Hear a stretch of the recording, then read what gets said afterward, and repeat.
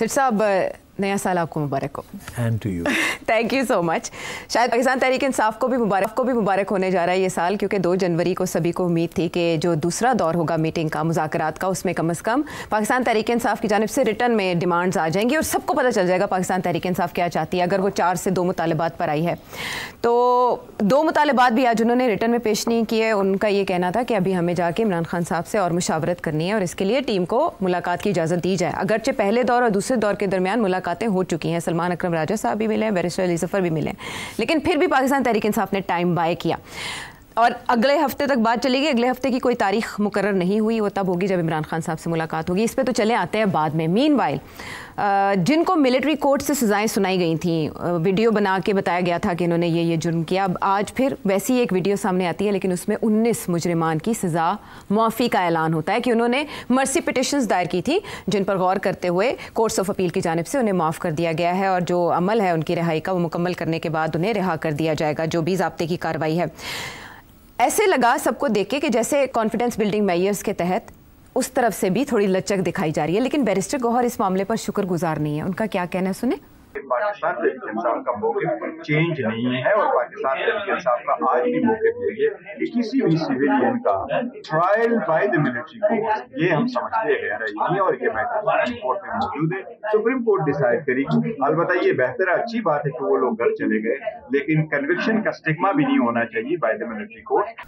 अच्छा, ये वो कहने की कोशिश कर रहे हैं कि कैदियों की माफ़ी को बड़ी पेशरफ नहीं समझता, अभी मामला सुप्रीम कोर्ट ने तय करना है, जिसके बाद जो बाकी हैं उनकी भी सज़ा बाकी नहीं रहेगी। मेरा आपसे ये सवाल है कि ये जो कदम उठाया गया है, ये किसी डील की तरफ इशारा है, ढील की तरफ इशारा है, कोई एनआरओ है, या आलमी दबाव के पेश नज़र खुद ही लेट गो किया जा रहा है? आयशा, इसका कोई अभी तल्लुक़ नहीं है आलमी दबाव की तरफ। ये एक सिलसिला शुरू किया गया है और इसके ऊपर हमने पहले भी तबसरा किया है कि आहिस्ता आहिस्ता कोई लचक दिखाई जाएगी दोनों साइड्स और कदम ब कदम बात आगे बढ़ेगी। अभी कहाँ जाके ये बात रुकेगी या कोई बहुत बड़ी चीज़ होगी, वो अभी हम नहीं कह सकते, मगर ये ज़रूर था और ये हमने पहले भी कहा और मैंने कहा था कि आप देखिएगा कि अगला कदम ये होगा कि कुछ कैदी जो है वो रिलीज़ हो जाएंगे। ये बिल्कुल जी, प्रोग्राम्स में आप कह चुके हैं। अच्छा, अब बात यह है कि बैरिस्टर साहब बात को, इधर की बात को उधर ले जाना चाह रहे हैं, क्योंकि शर्मिंदगी इसमें यह है पीटीआई के लिए कि इन्होंने माफ़ी मांगी है, इनसे माफ़ी नामे जो है वो लिखवाए गए हैं। अच्छा, ये और इनमें से कुछ लोग ऐसे हैं जिनकी सिर्फ 4-4, 6-6 महीने सज़ा रह गई थी जी। तो 1.5 साल तो काट लिया उन्होंने। अच्छा, अब ये क्यों हुआ और कैसे हुआ? मेरा ख्याल है जब 2 साइड्स बैठती हैं तो डिमांड्स दोनों के बहुत हाई होते हैं। अच्छा, तो फिर जब वो कॉम्प्रोमाइज़ की तरफ आते हैं तो फिर जैसे मैं कहता हूँ कि 2 हाथ से ताली बजती है। तो यहाँ हुआ ये है कि इमरान खान का मुतालबा था कि जी सबको रिलीज़ किया जाए। इन्होंने कहा जी वो तो हो नहीं सकता, वो तो अदालतें ही करेंगी जी। तो पहली स्टेज जो है वो तो एक सूरत हो सकती है कि वो ये कि या तो आप इंतज़ार सुप्रीम कोर्ट के जो वो फैसला आना है, जिसकी तरफ इशारा किया बैरिस्टर साहब ने कि जी या तो वो मिलिट्री कोर्ट्स को कम्प्लीटली इलीगल डिक्लेयर कर दें तो फिर ख़त्म हो जाएगा मामला, तो उसकी इंतज़ार कर लेते हैं फिर जी। नहीं तो अगर बात को आगे बढ़ाना है तो फिर ऐसे है कि हम कुछ लोगों को खुद छोड़ देते हैं, मगर उसके लिए थोड़ी बहुत हमें भी आप अपील में जाएं, क्योंकि हमारा प्रोसेस ही है कि अपील में जाएंगे तो अपील जब होगी तो उसमें देखी जाएगी और वो फौज ही करेगी जी। तो मेरा ख्याल है ये फिर फैसला हुआ कि चलें, हम मानते हैं इस बात को। तो ये पीटीआई की तरफ से इजाज़त दी गई।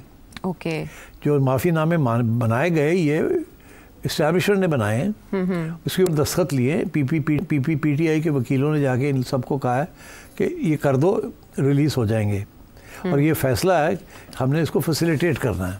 अच्छा, ताकि बात आगे बढ़े। ओके, तो this is how this is happened. फिर ये हुआ कि उन्होंने, मेरा ख्याल है आपने अभी बताया कि 19 को सॉर्ट आउट करके उन्हें, तो ये भी करना पड़ता है। अगर सारी बात मान लेते तो वो भी ऐसे लगता वन साइडेड है। तो ये एक हमेशा कॉम्प्रोमाइज़ के अंदर इस तरीके के कदम उठाए जाते हैं। तो ये बिल्कुल मिली भगत के साथ हुआ है कि, और ये नेगोशिएशन जो हो रही है बिहाइंड द सीन्स, कुछ बिहाइंड द सीन्स हो रही है और कुछ ओपनली हो रही है। जो बिहाइंड द सीन्स जो नेगोशिएशन हो रही है उसकी वजह से ये हुआ है। अच्छा, बिहाइंड द सीन्स कौन कर रहा है मुज़ाकरा? मैंने पहले आपसे कहा था कि बुशरा बीबी करेंगी। ये मैं अभी नहीं, मैं तो 4-5 जब इनको पहली दफ़ा बनी गाला लेके गए थे जी। वो 6 माह हो गए उसको। तो मैंने कहा था उस वक्त कोशिश की जा रही थी कि किसी तरीके से बुशरा बीबी को समझाया जाए कि ये जो रास्ता आप लोगों ने किया हुआ है ये डेड एंड है और आपके बड़े नुकसान हो जाएंगे, और उसके ऊपर काम हो रहा था। और मेरा ख्याल है ये जो फाइनली बुशरा बीबी जब प्रोमिनेंस में आई हैं एज अ पॉलिटिकल लीडर, क्योंकि उससे पहले she was not a political leader जी।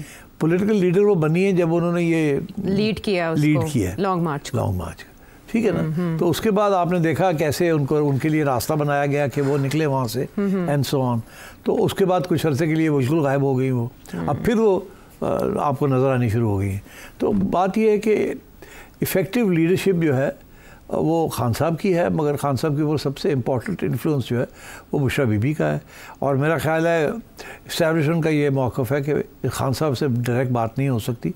बेहतर ये है कि, और गंडापुर साहब बहुत कमज़ोर हैं, उनके ऊपर शक भी पड़ता है। खान साहब शक करते हैं कि पता नहीं हमारे साथ हैं किसी और के साथ हैं, और उसके ऊपर तनकीद भी हुई है गंडापुर साहब की। बुशरा बीबी के ऊपर कोई तनकीद नहीं कर सकता, इसलिए बुशरा बीबी के साथ मुज़ाकरात हो रहे हैं।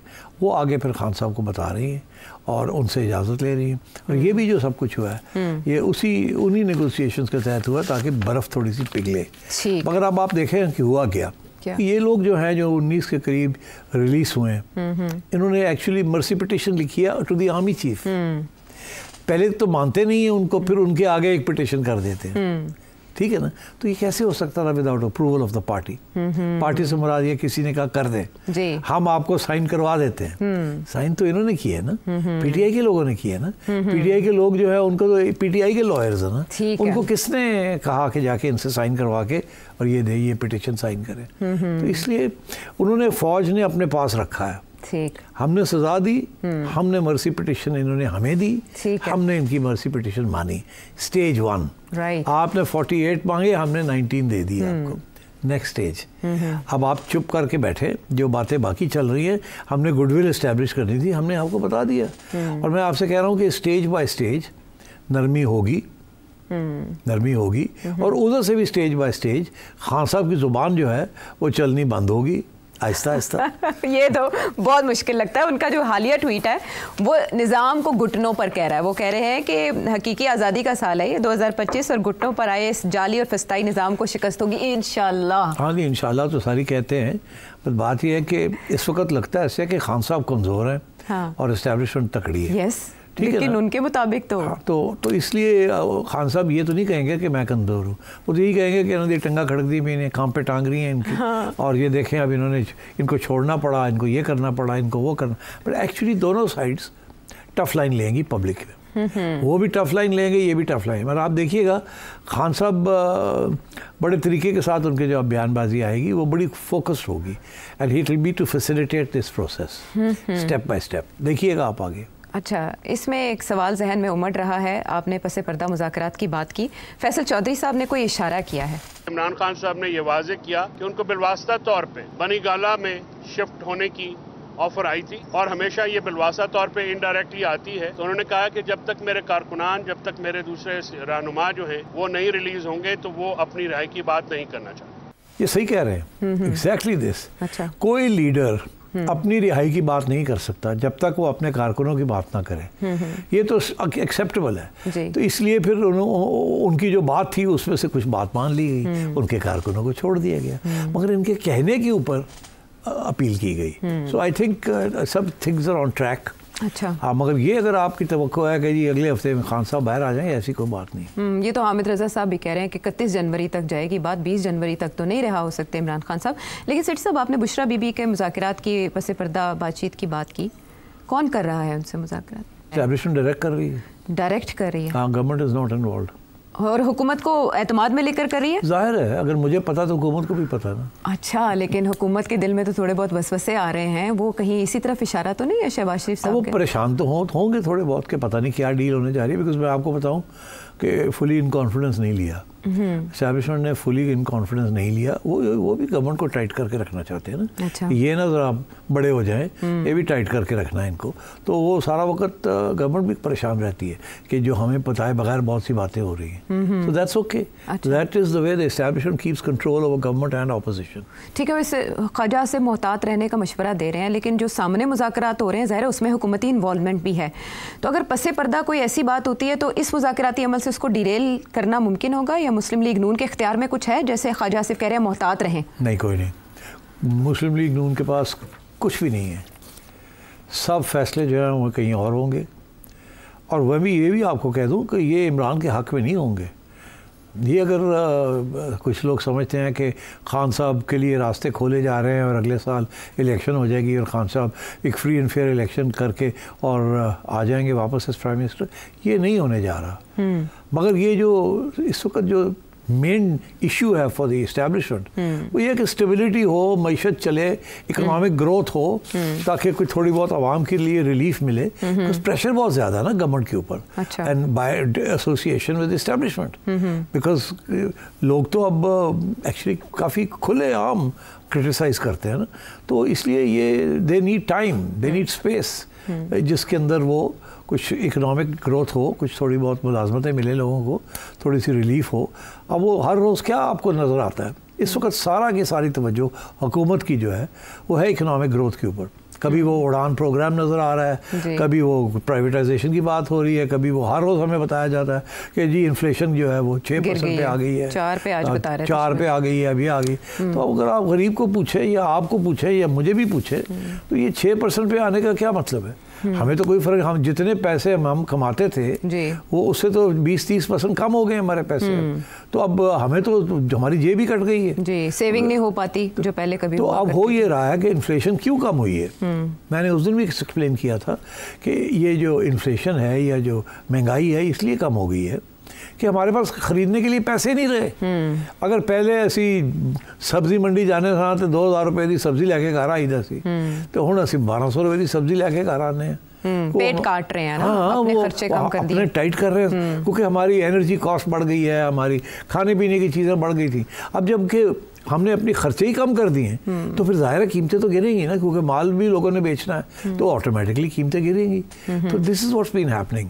ये नहीं है कि आपकी इनकम बढ़ रही है और वैसे प्रोडक्शन बढ़ रही है और उसकी वजह से इन्फ्लेशन गिर रही है। प्रोडक्शन नहीं बढ़ रही, प्रोडक्शन उतनी की उतनी है, मगर हो ये रहा है कि आपकी खरीदो फरोख्त कम हो गई, बाइंग पावर आपकी हिट हो गई है इन्फ्लेशन की वजह से। दैट इज़ वाई देखो ना, अगर ऐसे ना होता तो ग्रोथ भी तो हो रही होती ना इकोनॉमी की। अभी आज ही अखबारों में ये लिखा हुआ था कि इस साल जो प्रेडिक्शन है वो ये कि 1% ग्रोथ, 1% से भी कम, 0.9 समथिंग। तो अगर इसको कोई नंबर ही लगवाने हैं अपने, तो फिर ग्रोथ भी 4% हो, इन्फ्लेशन भी 4-5% हो, आपकी इनकम भी बढ़ जाए, फिर हम कहेंगे कि वाह वाह अब इकोनॉमी चल पड़ी है, मुल्क प्रॉस्पेरिटी की तरफ जा रहा है। मैं कल एक पूरे बहुत बड़े ग्रुप ऑफ बिजनेसमैन से बात कर रहा था।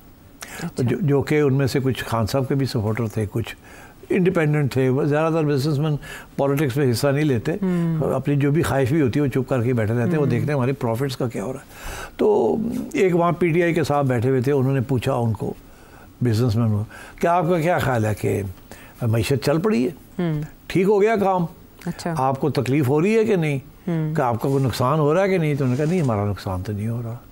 अच्छा, तो इसका ये मतलब है कि इकॉनमी चल रही है?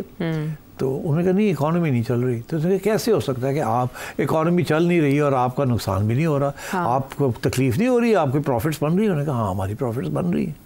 तो पूछा फिर ये कैसे हो सकता है? अच्छा। तो उन्होंने कहा ऐसे हो सकता है कि हमने प्रोडक्शन नहीं बढ़ाई, कीमतें बढ़ा दी अब, और उसकी वजह से, कीमतें बढ़ाने की वजह से हमारा प्रॉफिट मार्जिन बढ़ गया है।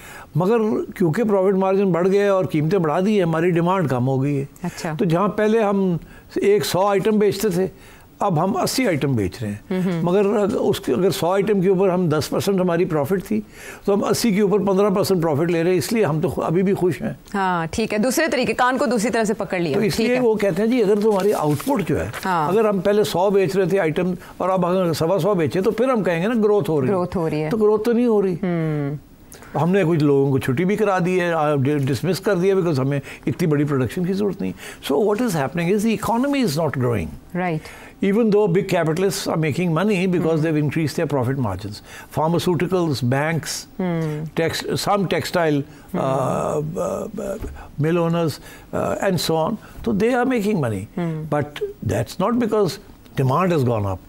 That's because production has gone down, profit rates have gone up and consumers जो हैं वो ज़्यादा खरीद नहीं रहे हैं.